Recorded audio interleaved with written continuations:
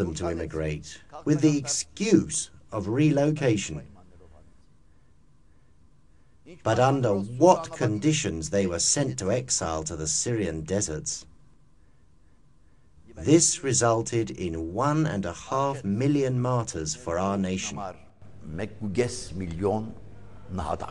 Al di là dei numeri, perché degli armeni morirono.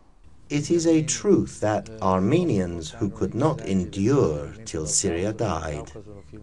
However, this was definitely not a planned action of the government to exterminate an ethnic group.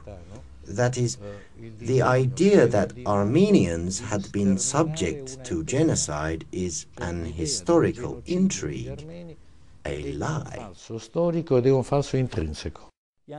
You say that 1.5 million Armenians were killed, that they were massacred. There must be a place where at least 10 or 20 of these people lie. That is, if they were killed, they must be a grave. Please come and show us the place. We will dig there too.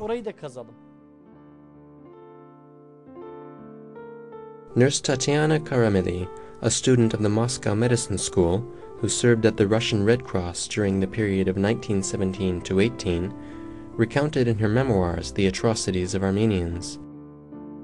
I arrived at Bayburt on August 8, 1917.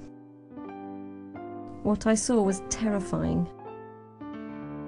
Armenians under Russian administration were committing horrifying wild atrocities against Turks in Bayburt and Ispir.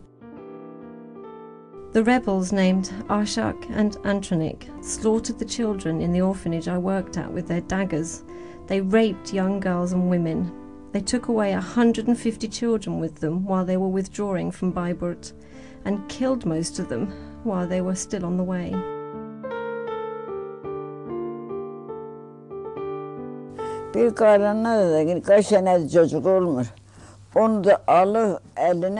A woman had a child after years of trying. The enemy man grabbed the baby from her hands, held him from the head and threw him to the ceiling. Pieces of the baby's brain got stuck on the ceiling. People like you came from various places and looked at the baby's brain on the ceiling. They looked at the blood, they took notes, and they left. I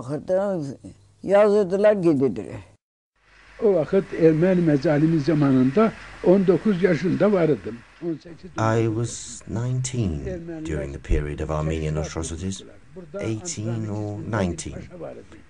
The Armenians had established an organization.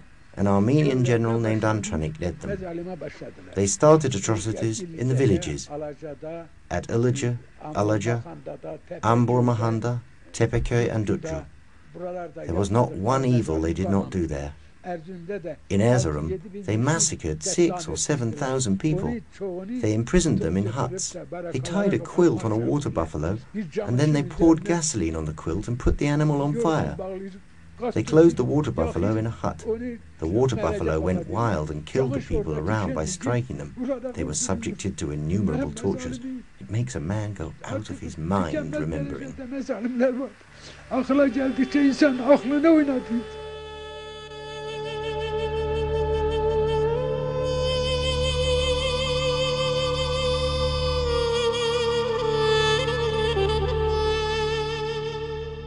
Gaziantep was an important city in southeastern Turkey.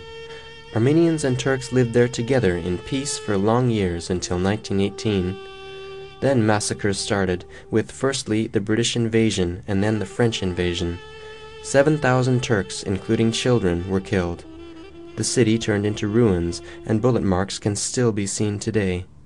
The inhabitants of Gaziantep still mourn their losses. This is the memorial of Shahin Bey, who was killed with his friends while fighting against Armenians.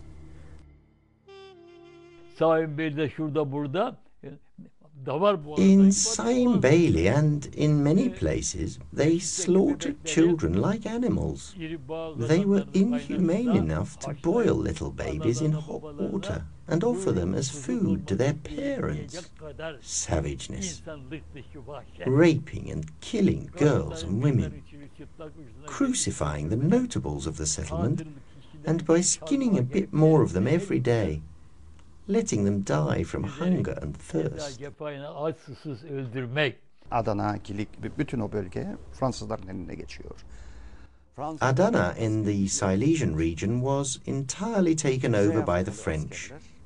Because the armed forces of the French were not large in number, they brought in northern African soldiers and Armenian legionnaires. The leader of this gang was the murderer of thousands of Muslims, the Black Antranik. His men came to Silesia and protected him. The Frenchmen gave them guns to do military service. What did they do? They took the guns and attacked the Turkish villages out of vengeance. They were hanging and slaying people. They killed women and children with no exception. Zavallı kadınlar, çocuk demeden öldürüyorlar.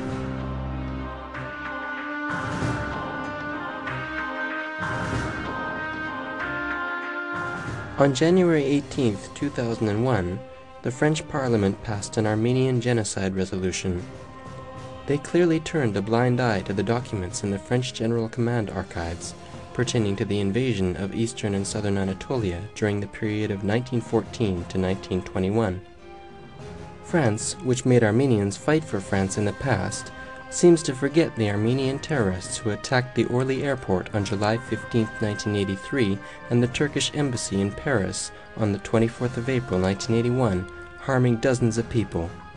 Has France felt responsibility towards history while accepting the Armenian genocide resolution? La France, mais alors, vous nous donnez un pouvoir assez exceptionnel. France recognizes the genocide in terms of legislation. She is right to do that.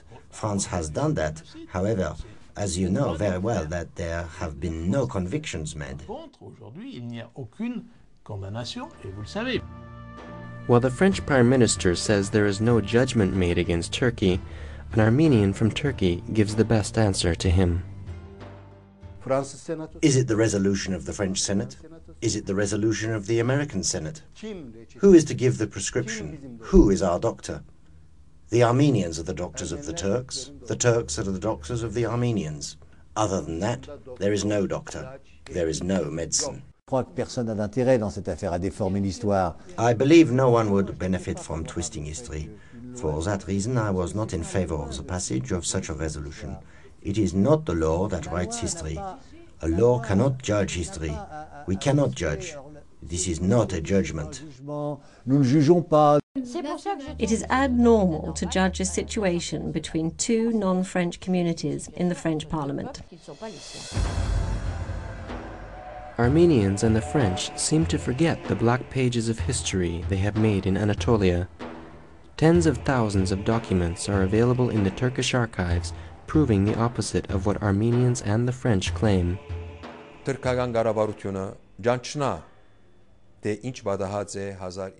If the Turkish government officially recognized what happened in 1915 and gave a chance to all scientists, if the archives that have been closed and cannot be approached for examination were examined fairly, everything would be clear. This way, both sides would get what they would like in a fair way.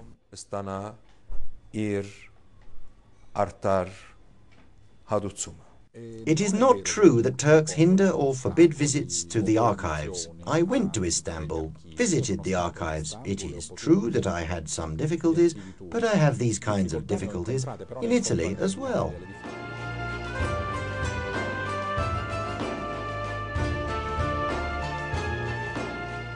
Turkish archives have always been open to everyone. Here are researchers from Japan, Georgia, and Kuwait who are working freely without any prevention. Once I have applied, I can look at the catalogue immediately. And then once I have permission, I can look at the archives 2 or 3 days later. I can do my research easily. araştırma yapabilir.